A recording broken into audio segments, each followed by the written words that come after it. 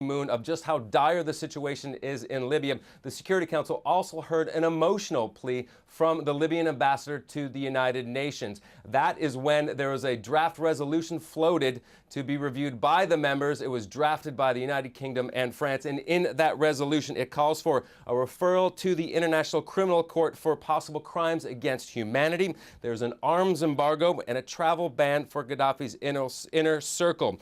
Now, this resolution, a draft resolution, is going to be looked at again by a special session Saturday by the Security Council, and all indications are right now that it's expected to pass. Now, it has broad appeal, and that's not just from Western nations. There has been a unified voice of the international community that something needs to be done in Libya, and it appears as though Saturday is possibly when the Security Council will actually do something. Now, Egypt's ruling military council has apologized after military police were seen beating protesters during overnight demonstrations in Cairo. The council says the violence was the, quote, result of unintentional confrontations between the military police and the youth of the revolution. The council has stressed it did not and would not issue orders to attack protesters. Friday did see thousands of Egyptians demonstrating in Tahrir Square. They want reforms to be enacted faster and for ministers linked to the Mubarak regime to go. Alaa Abdel Fattah is an activist and a blogger who was present at the protests in Tahrir Square on Friday night. Can you tell us what you saw? Sorry, I was at the parliament, not at Tahrir during the violence. Okay, well, what can you tell us about the events of Friday night? Well, there were two peaceful sit-ins, two rather small. The bigger one was in Tahrir, and the other one was in front of the Parliament and the Cabinet headquarters. At 11:30, we were disconnected. The army disconnected, blocked the street connecting Tahrir and the Parliament Street, and then we were surrounded by military police and a few regular infantry. And then, there was a standoff where they were trying to kettle us, and we were, just holding our ground. And then after half an hour, we started hearing news about the protest in Tahrir being violently dispersed. But there was no violence in front of the cabinet. And then in maybe 45 minutes, things relaxed. They withdrew the cordon, and we agreed that we'll stay there until curfew is over, and then everyone will go home because our numbers were too small anyway. Right. And so things were very relaxed. And then all of a sudden, they said that an order came to disperse us from the street, and then even without giving us a chance to discuss it, in maybe less than a minute, they started using electric prods, or I don't know what they are, electric cattle prods or something, and they started beating the protesters very violently. We ran away, and they had made lots of arrests during that day. They ran after us in the side streets, and they continued to beat people very violently, both the military police and the regular infantry. Well, the military have said that this was unintentional, that there was a breakdown in communications of some kind. Do you believe that explanation, or do you think that perhaps things are getting back to the bad old days in Egypt?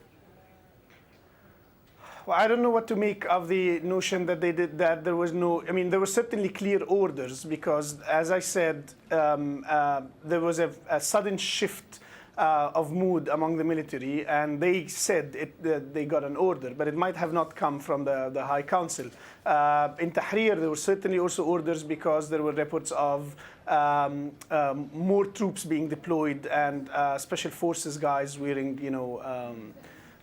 different uniform being deployed to disperse. So there was an order. If that order I don't believe it would be a misunderstanding. So either that means that there are factions within the military that do not obey the council's orders, or it means that the council has given that order and is now pretending that it didn't. Both scenarios are very worrying, to be honest. All right, we'll leave it there. Alaa Abdel Fattah in Cairo, thank you for talking to us. We'll take a short break, but we'll come back with much more on the unrest in Libya. These scenes are from the airport in Tripoli, where thousands of people are still desperate to get out. Also...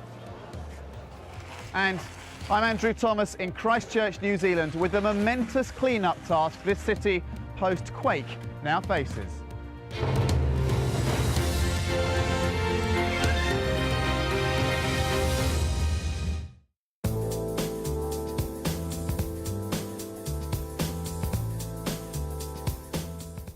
Welcome back to your international weather forecast. Well, across Europe, it's very hard to find any good weather to really talk about. We had storm after storm pushing through. First of all, out here towards the east, we have a big snowstorm that's still in western parts of Russia. Out here to the west, we have a frontal boundary, as you can see, pushing through Scandinavia, the UK, France, as well as into the Iberian Peninsula. That is bringing some very heavy rain showers along with it, and then colder temperatures behind this system. Now, over the next couple of days, that frontal boundary will actually start to move more towards the east, but we're going to pick up not just rain, but also some snow as it makes its way into the Alps. That's going to be good for the skiing. But down here to the south, you see this area of low pressure turning around. That low pressure has really been in the picture for a week. It's been sitting down here a little bit further to the south, now moving up towards Italy. It's also going to be bringing some rain showers for the coastal regions of France. Now, northern parts of Africa are going to be seeing the same situations over the next couple of days. Algiers all the way down to Benghazi. You can see the heavy rains all the way over towards the east. Now, notice these lines right here. These are streamlines. They indicate the wind.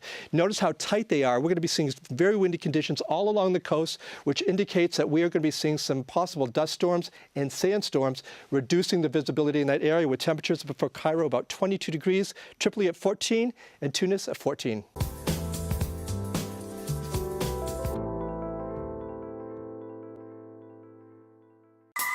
See the world from every angle and every side.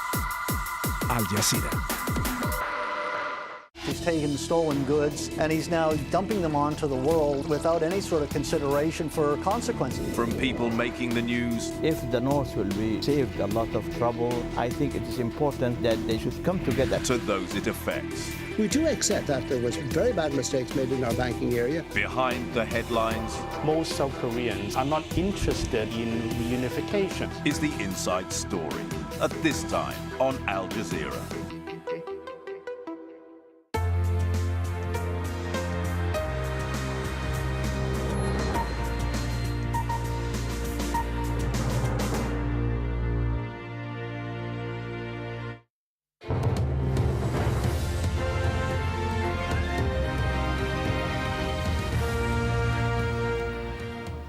You're watching Al Jazeera. A reminder of our top stories. Gunmen have attacked Iraq's largest oil refinery, leaving 2 oil workers dead, and the plant is now said to be out of action for several weeks. That will affect the local supplies of gasoline and heating oil. Libya's former interior minister has told Al Jazeera Tripoli is the only major city that remains under the control of Muammar Gaddafi. The Libyan leader, however, has made another defiant address to his people, vowing that he will not step down. Meanwhile, the US has imposed sanctions on Libya's government, and the UN Security Council will meet again on Saturday to follow up on its draft resolution calling for sanctions. Well, amid the growing unrest in Libya, foreign governments and companies have been scrambling to pull their citizens and their employees out of the country. Hundreds of people have been arriving at ports after being evacuated on ships, and dozens have been flown out of the country. Tarek Bazley has the details. Relief and joy at making it home. These Romanians, some of those evacuated from Libya on 2 military planes. Their stories, though, painting a dark picture of what they left behind.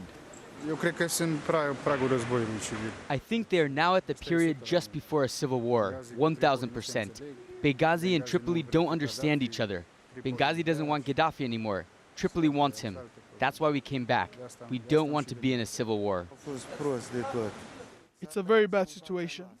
They were shooting just in front of us. It's a complete chaos on the road from Abu Khamas, where we come from. In Tripoli, tanks, soldiers, chaos everywhere.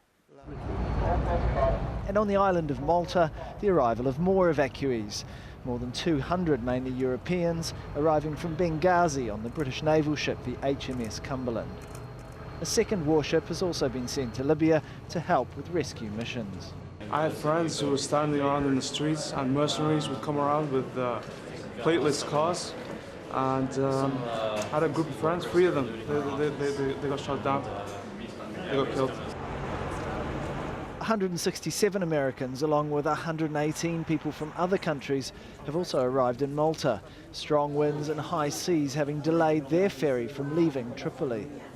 First of all, it was only like Protestant, pro-government, the people just shouting for Gaddafi. Then they had machine guns next day and shooting everywhere. They were drunk or something, you can hear them shouting any words and shooting on the building walls. Also fleeing the unrest, thousands of Chinese workers arriving by ship on the Greek island of Crete. It's estimated there are as many as 30,000 Chinese nationals in Libya, many working in the construction sector. As nations scramble to pull their citizens out of Libya, there are chaotic scenes at Tripoli airport. Thousands of people, many without the support of their governments or companies, have set up camp at the terminal. As the situation in the country becomes more desperate, so too are those wanting to escape abroad. Tarek Bazley, Al Jazeera. To Yemen now, where a number of major tribes have joined the anti-government movement, demanding that President Ali Abdullah Saleh step down. Meanwhile, it's also emerged that 5 people were killed during protests in the southern city of Aden on Friday. Hashim Mahabara is our correspondent in the capital Sana'a and joins me now. Hashim, what happened on Friday? Well, there were clashes between anti-government protesters and secessionists in the city of Aden with security forces. The government issued a statement saying that the secessionists started opening fire on security forces. A policeman was killed and 4, along with 4 other activists. The protesters, on the other hand, saying that they were marching on the main streets in a peaceful way when they were met by violence from security forces. Aden is now the most tense area in the whole of Yemen because it's also the stronghold of the most active secessionist movement, which is asking for the south to break away from the north. All right, well, what of this talk that tribal allegiances seem to be shifting? One of the major tribes suggesting that they are now against the president. What does that mean? We know that there was a huge gathering of the Hashid tribe, which is the second most influential tribal confederation here in Yemen. It's basically based in northwestern part of the country. President Saleh himself comes from Hashid, so they held a gathering, huge one, in the province of Amran, which is 70 kilometers from the capital, joining the anti-government movement. However,